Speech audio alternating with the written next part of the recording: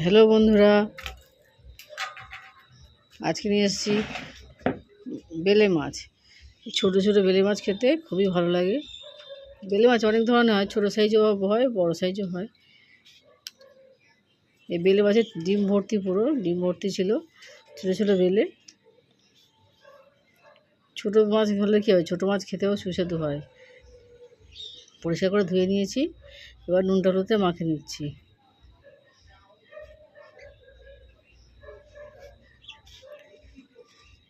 এটা পুকুরের মাছ। বেলে মাছ একটু বড়ো কিনতে পাওয়া যায় বাজারে। বড় মাছ থেকে ছোটো মাছ রান্না করে দেখবেন, খেতে অনেকটাই ফারাক, অনেকটাই সুস্বাদু বেশি। কড়ার মধ্যে তেল গরম করতে হবে, তেলগুলো মাছগুলো ভাজছি। বেলে মাছগুলো একটুখানি বেশি কড়া করে ভাজবেন, যেহেতু ছোটো মাছ সেহেতু কড়া করে ভাজবেন, সহজে উঠে আসবে, খেতেও ভালো লাগে।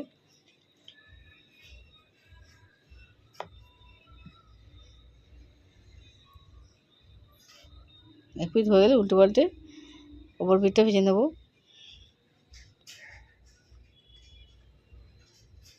বেলে মাছ রান্না করলে একটু শক্ত হয়ে যায়, কিন্তু খেতে স্বাদে গন্ধে অপূর্ব। আজকে এই মাছটা আমি সরষে বাটা দিয়ে রান্না করে দেখাবো।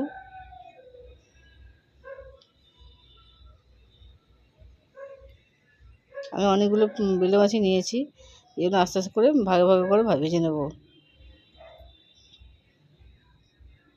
এই সময়তে বেলে মাছে ডিম ভর্তি হয়ে যায়।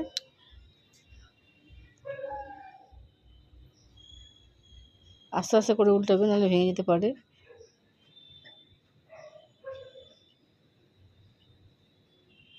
তাড়াহুড়ো করলেই মাছ ভেঙে যায়। ধীরে সুস্থে মাছগুলো ভেজে ভেজে রান্না করব।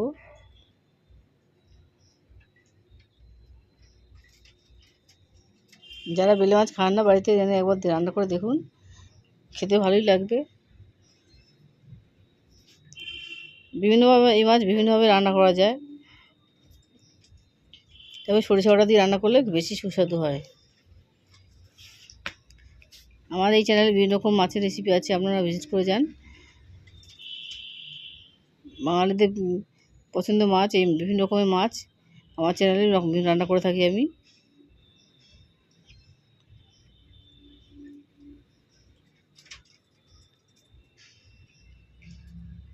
এক একটা মাছ এক রকম রান্না করতে ভালো। পেঁয়াজ দিয়েও রান্না করতে পারবেন।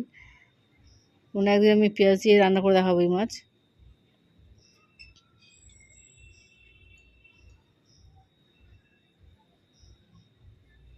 ভালো করে কড়া করে ভাজলে মানে সহজে মাছগুলো উঠে আসে।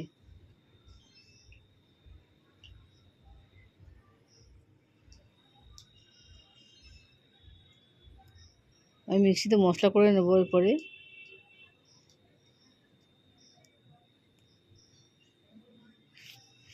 প্রথমে আমি সরিষা নিচ্ছি, গোটা সরষে, লাল সরষেটাই নেবেন, এর ঝাঁঝ ভালো হয়।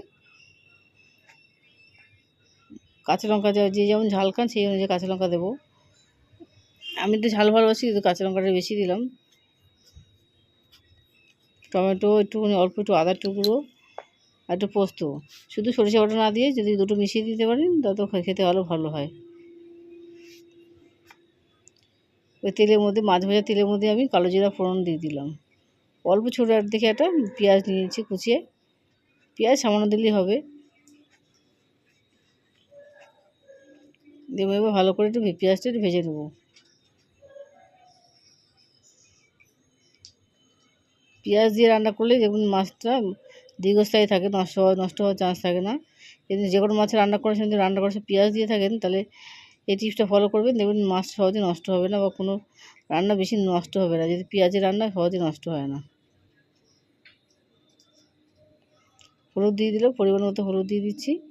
ওই যে মিক্সিতে পেস্টটা করেছিলাম, সরিষা বাটা আর পোস্ত বাটা একসঙ্গে দিয়ে ভালো করে কষাতে হবে।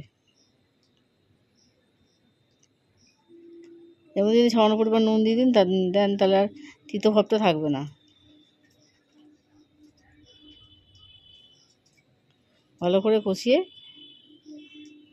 যতক্ষণ আর তেল বেরিয়েছে ততক্ষণ কষতে থাকবেন। তারপরে আমি জলটা দিয়ে দেবো।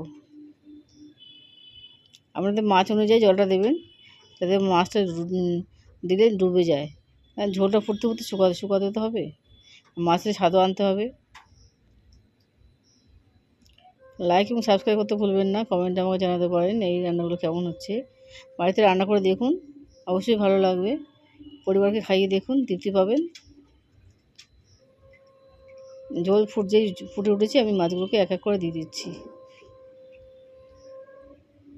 পরিবারকে খাইয়ে যেন নিজের কত আনন্দ পাই, আপনি পরিবারদের খাইয়ে দেখুন, সবাই আনন্দ সহকারে খেয়ে নেবে।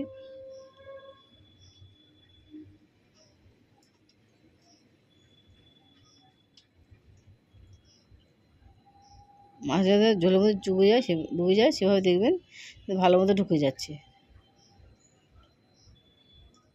এবার এই সময় গ্যাসের আঁচটা কমিয়ে দেবেন, কারণ আস্তে আস্তে ঝোলটা শুকোতে মাছটাও সিদ্ধ হয়ে আসবে, মাছটাও মধ্যে মশলা ঢুকে যাবে। মাছটা ঝোলটা ফুটতে শুরু করেছে, রেডি হয়ে গেছে আমার বেলে মাছের ঝাল। দুর্দান্ত অপূর্ব স্বাদের বেলে মাছ।